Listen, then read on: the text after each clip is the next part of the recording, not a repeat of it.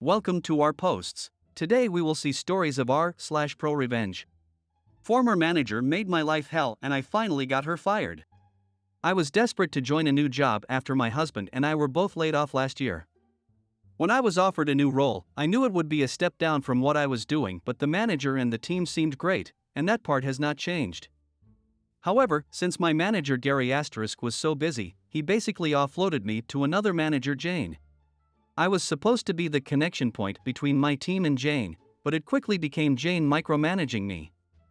She would ask me to work through lunch, move and cancel vacation days, call at 11 p.m. on weekends, and order me around on phone calls. She also made nasty comments about my weight and said I was big for my race.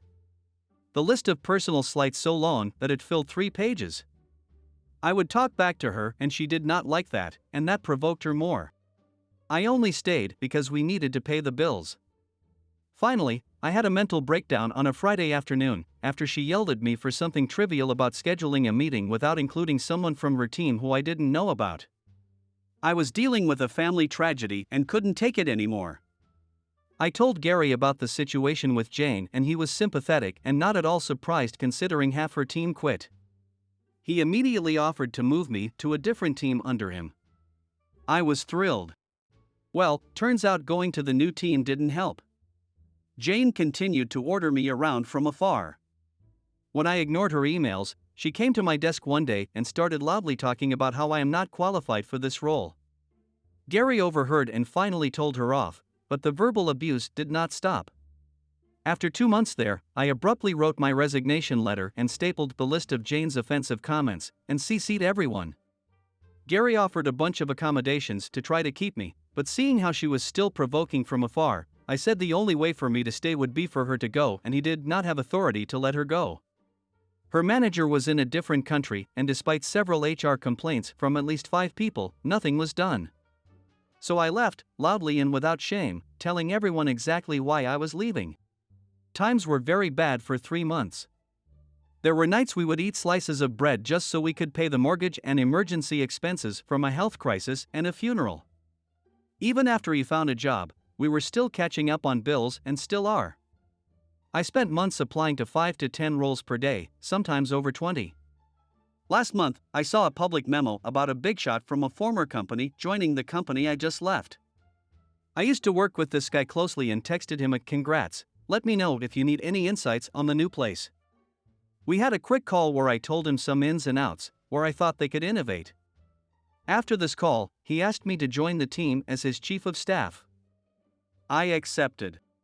Imagine Jane's shock when we had our first all-hands call. All the VPs and above were asked to welcome the new big shot in a giant conference room. In Big Shot's speech, he breezed over that I'll be his chief of staff, along with a few key names.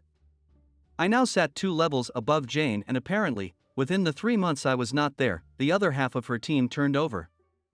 Every single person left. Gary was excited for me and said all nice things. However, Jane took the classless route and sent Big Shot an email about how I'm an unqualified idiot, that I used to work for her, how I tried to get her fired, and that she suspects I lied to get ahead. She didn't even try to be fake nice. Big Shot forwarded me her email and asked what this was about. I was so nervous and excited. Little did Jane know, I was a director at Big Shot's competitor company and was already a level above her, so 2 levels isn't a big leap, and I worked with him for 5 years. I had an hour call with Big Shot and told him she was bad for the company culture and was a nasty person in general, but the evidence he needed was Gary confirming that her whole team has turned over, my prior resignation letter which was still sitting on my desktop when I logged in upon return, and a few other nasty emails she sent her recent staff, which they were happy to share with us. Big Shot fired Jane on Friday. Next story. Try to steal my legally rented parking spot? Enjoy being unemployed. This happened last night. I am now in a good enough spot to actually post this. I'm not quite sure if it qualifies as pro, but it definitely isn't petty. I am a professional driver. As such, on the roads in the US, there are different truck stops throughout the country that has a pay-to-park system, usually about 10 to 20% of the lot marked off as reserved, with each space running from $15 to $25. The truck stop where this took place had parking for $17, which is relatively cheap, for a guaranteed spot. The spots are reserved for 24 hours, starting at 4 p.m. local time and extending to 3 p.m. the following afternoon. I knew that I would have a late night delivery, so I came to the truck stop around 3:30 and paid for a reserve spot. I told the manager on duty that I had a delivery up the road that night and would be back once delivery was completed, but should still be able to clear out the spot by the next afternoon, today. She told me that this was okay, and she would mark the spot as sold when I left. That way, if someone else comes in trying to reserve that spot, she could consult her notes and deny the sale. 11:15 p.m. rolls around, I take off for my delivery. I don't get out of that facility until 2:30 a.m. the next morning, this morning. So, I groggily drive back to the truck stop to reclaim my paid-for spot, only to find that the reserved parking spaces are all full. I call the manager on duty, and after giving her my info, inform her that all the spots are full, and that someone has parked in a spot and hasn't paid for it. She sends her other employee out to start checking trucks. The culprit was from a company that is known for their bright orange trailers, and he was a company driver. The other employee starts banging on his door to inform him that he is parked illegally and he has to move. Meanwhile, I can see the commotion from my mirror, with my vantage point in the fuel island, where I had been instructed to temporarily park. The driver answers the door with a bottle of Heineken in one hand and some sort of smoking implement in another. I know what it is, but for the sake of the mods, I'm not gonna say it. I decided to roll down the window to hear the commotion, and I hear the employee tell the driver to either move, or he will get the towing company and police involved. This driver is flat out irate that someone had the audacity to tell him where he can and cannot park, so he slams the door on the employee, threatening him. Employee calls the police and tow company, and the police show up first. I had worked for this company before, so I know their policies, and more importantly, what they can and cannot have in their trucks. Alcoholic beverages are not allowed in the cab. Anything that isn't a cigarette or a cigar and a lighter, also not allowed.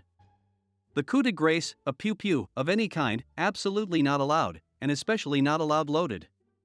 This driver had all that, and some other not-so-legal substances in his cab, so he was hauled away in cuffs. His truck was hauled away on a wrecker. I made a call after the commotion died down to the company's safety director, and informed them that their rig will be in an impound lot, and their driver is going to jail over the not-so-legal stuff he had in his truck. She thanked me, and said that he will definitely lose his job, especially over the alcohol and the other not-so-legal stuff. I guess he played the screw around and find out card, and it bit him in his career. Next story. I had a member of staff, male, try to force himself onto another staff member, female. She chose not to press charges.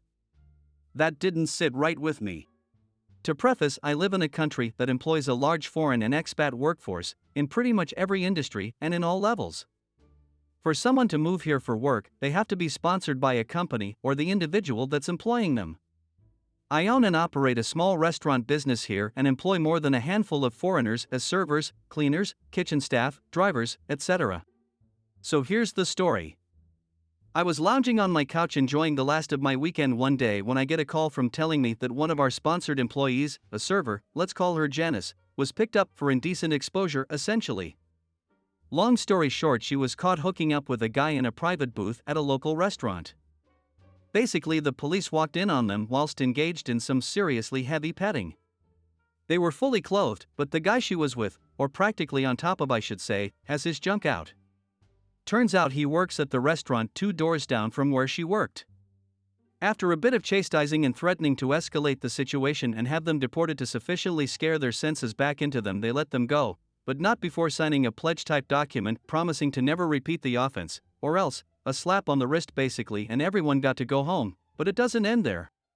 That night something clicked in my brain and I had the thought, how and why did the police find them in a private booth in the back of a restaurant before the restaurant's own staff did? So I called the restaurant the next day. I thought maybe they called the police on them immediately for some reason. Or maybe the couple got belligerent when staff asked him to stop. Turns out the staff didn't notice a thing. In fact, up until that day, the police have never been to that restaurant before, and when they did, they simply walked in, went straight to the back booths where the two were sat and busted right in. I realized this meant that someone must have seen them and called the cops on them point blank. The question was who? I decided to speak to Janice. I wanted to speak to her anyway that day both to check in and get her version of the situation. I also gave her the employer you did something stupid chat and reassure her that she's keeping her job. I also wanted to ask her who she thought called her in. Without hesitation she said it had to be Sammy, who was one of our drivers. Why do you think it was Sammy? I asked. He's the one that dropped me off at the restaurant that day. He might have seen my friend walk in right after me and called the police on us, she said. I knew the part of him dropping her off was true, that literally his job and her only free mode of transport. Well, that sounds a bit drastic. Why would he do that even if he had seen you do anything? I asked. She claimed it was because he was jealous. He was really into her apparently and kept trying to get her into bed, she said. What genuinely pissed me off was when she told me that he actually tried to force himself on her once and she fought him off, and that he hasn't tried or even said anything since other than be very short and curt with her. My immediate response was, why on earth would you not tell me or one of your managers right away? She said she had dealt with it her way, and it stopped, plus she didn't want anybody to get fired on her account, and she didn't want any interaction with the authorities, so she decided not to make a big deal out of it in the first place. She also declined to press formal charges against him, which I advised her to do. Her declining infuriated me even more. This guy was going to get off scot-free. Now clearly, I was about to fire Sammy, but in my mind that wasn't enough. For someone to attempt to rape a person basically and not get in trouble for it? Not okay with me. But it seemed like it was something I had to live with. Obviously, my next conversation of the day was with Sammy. My intent was to confront him with the accusations. I called him into my office. I didn't really know where to start, so I went with, obviously you've heard about what happened to Janice this weekend. He stepped in it right away. Heard about it, came the unexpectedly proud response from a proud AF and positively beaming Sammy. I called it in. And this is where it started to get super satisfying.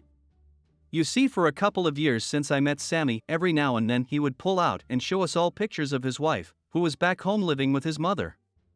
She was younger than him and quite beautiful, but sadly barren, which is apparently why she settled with an older fart like him. He was so proud of how pretty she was. He was also a devout religious man, or so he claimed. So I asked, and why call the police? He came back with, after I dropped her off I waited to see who she was meeting because she's a troublemaker woman. When I saw the man walk in after her I called police because I know him and he is married and this is against the laws of God and man. I'm smiling now, I knew I got him. Why do that instead of calling your direct manager, or even me, and before even seeing for yourself what they were doing exactly at that? Why make it my problem and the company's problem what she does in her own time? Silence. Head down counting his shoes. Sammy, I know why. I know what you did. Janice just told me. I'm disgusted by you and sorry that we hired you. He had the audacity to mumble, I only tried once, sir. I almost slapped him. Anyways, I fired him, handed him a one-way ticket home, which was in 4 hours, and told him to get the F out. This is where I get my not-so-petty revenge. I had his house phone number saved somewhere from we hired him. It was on his CV. I knew that because I called him there to interview him before we first hired him. I waited until his flight took off and dialed the number. I assumed either his mother or wife would answer the call, but I was wishing for the latter. I got my wish. Hello, Mrs. Sammy. I'm your husband's employer. Well, his former employer anyway. Just so you know, I fired him a few hours ago and he's on a flight home as we speak. His flight number is XXXXX. He will be arriving at XXXX. Just so you are aware, I was forced to fire him because he attempted to rape a fellow employee half his age. I'm sorry, I said, and promptly hung up, but not before hearing her gasping in shock. I hope you guys like this video. If you did, make sure like, comment, share and subscribe the channel or posts.